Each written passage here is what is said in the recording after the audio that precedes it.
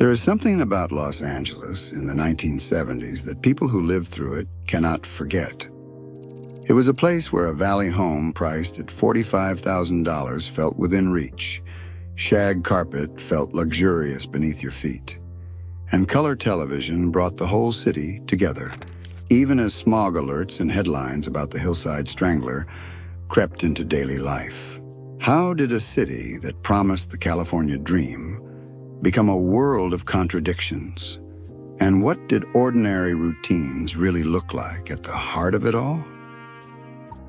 Step inside a Valley Ranch house in 1975, and the first thing you notice is the hush of thick shag carpet underfoot, burnt orange or harvest gold, stretching wall to wall. The living room opens wide, sunlight pouring in through sliding glass doors that lead to a backyard pool, the water shimmering behind aluminum patio chairs.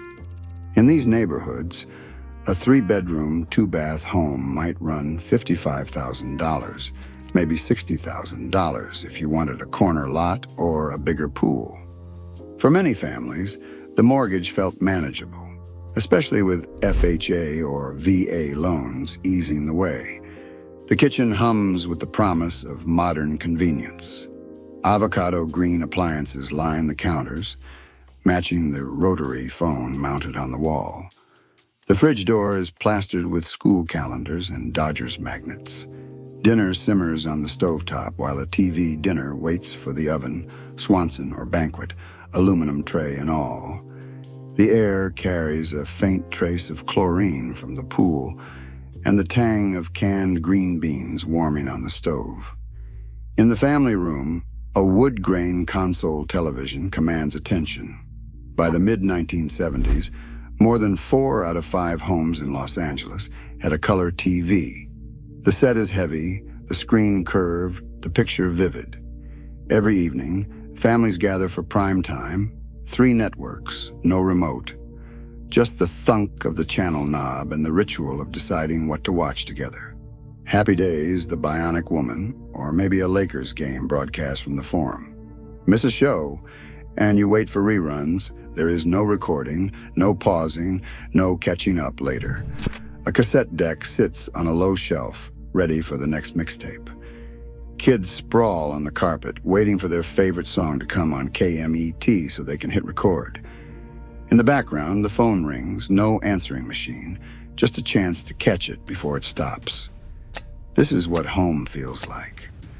The steady comfort of routine, the sense of possibility that comes from owning a piece of the valley, and the quiet thrill of living in a city where the future seems to arrive in your living room, one new gadget at a time. At the kitchen table, every dollar mattered. Grocery ads in the Los Angeles Times promised a loaf of bread for 25 cents, a gallon of milk for 66 cents, and a dozen eggs for 62 cents. Families shopped the weekly specials, Lucky, Alpha Beta, Safeway, stretching a paycheck to fill the pantry. Meat was a treat, not a guarantee. Hamburger, pork chops, or the occasional chuck roast landed in the cart if the price was right. Canned vegetables stacked up in the cupboard and boxes of Jell-O or instant pudding lined the shelves, ready to become dessert on a school night. Gasoline was a quiet worry that grew louder as the decade wore on. In 1970, a gallon cost 36 cents. By the end of the decade, the pump might read $1.19.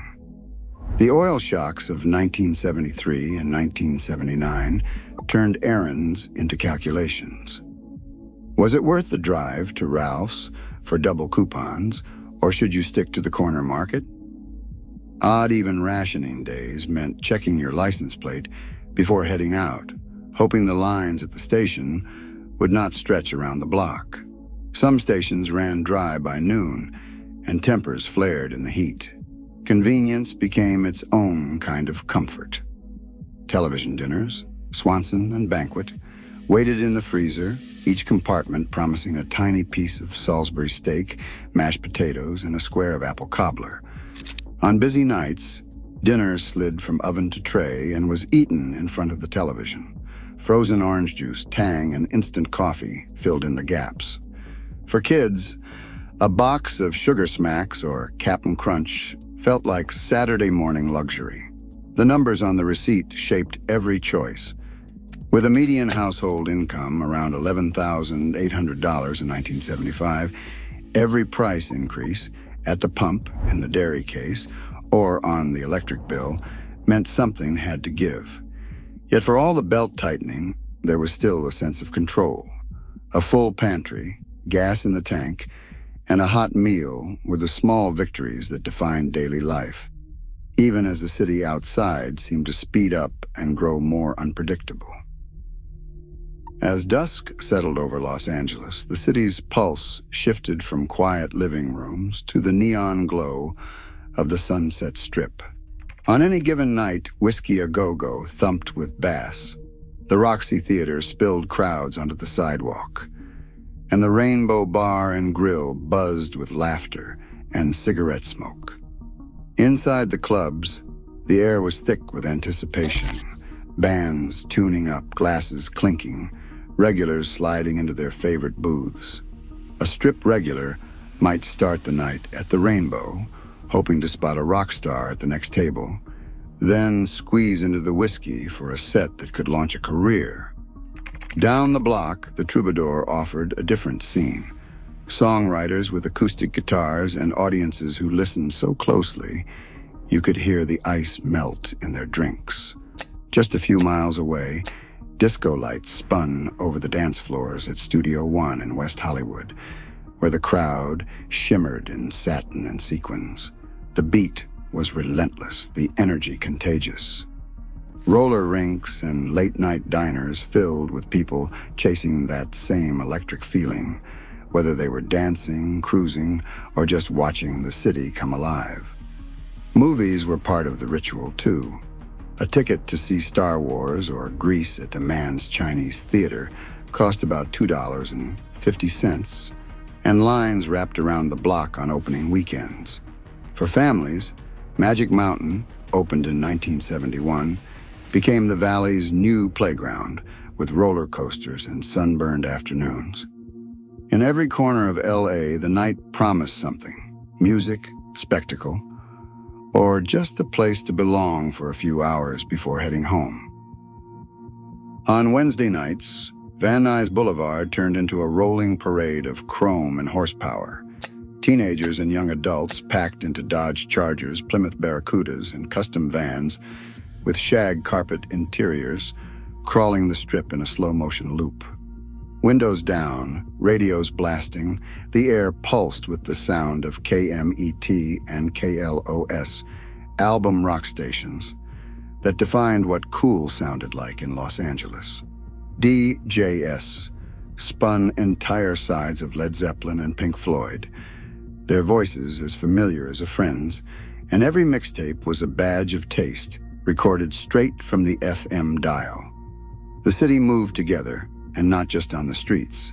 At Dodger Stadium, families cheered for Steve Garvey, Ron C., and the rest of the infield, while Tommy Lasorda's energy radiated from the dugout. The Forum in Inglewood was a second home for Lakers fans, first for Jerry West and Wilt Chamberlain, then for Kareem Abdul-Jabbar after his arrival in 1975. Tickets were cheap enough that entire neighborhoods could turn out for a game, and the roar of the crowd felt like the heartbeat of the city. Whether it was a muscle car idling at a red light, a DJ announcing a new track, or the surge of fans rising for a last-second shot, these rituals stitched Los Angeles together.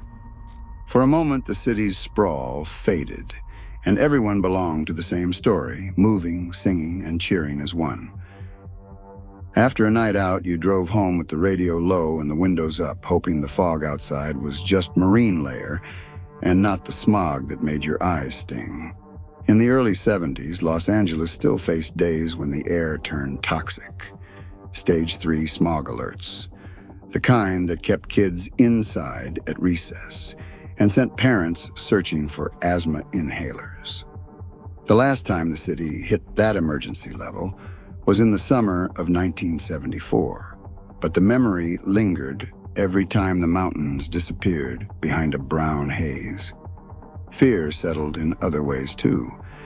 Between late 1977 and early 1978, the Hillside Strangler haunted the news. 10 women were found murdered on the city's edges, and for months, the police had no answers. Women changed their habits. No more hitchhiking, no more late-night walks, always checking the back seat before unlocking the car. One mother remembers skipping her usual Friday at the Rainbow, staying home with the doors bolted, the TV tuned to updates she wished would stop coming. Proposition 13 passed in June 1978. Property taxes were slashed overnight, but so were school budgets and city services. Class sizes ballooned, music and art programs vanished, and parents scrambled to fill the gaps. The promise of affordable living in Los Angeles now came with a new kind of cost, a city learning that safety, clean air, and opportunity could never be taken for granted. Los Angeles now ranks among the nation's least affordable cities, where the median home costs over $900,000, and nostalgia is its own currency. The dreams and anxieties of the 1970s echo in every traffic jam, overheated rent, and reinvention. The city's contradictions have not faded, they have just changed shape. Share your memories below.